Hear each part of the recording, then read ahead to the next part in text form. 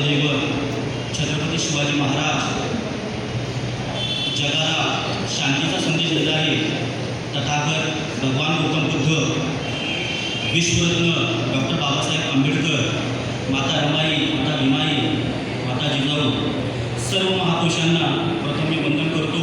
तसेच उपस्थित मंचावर मान्यवर उपस्थित राहिलेले आपले सर्व बंधू यांना माझा क्रांतिकारी जय भीम.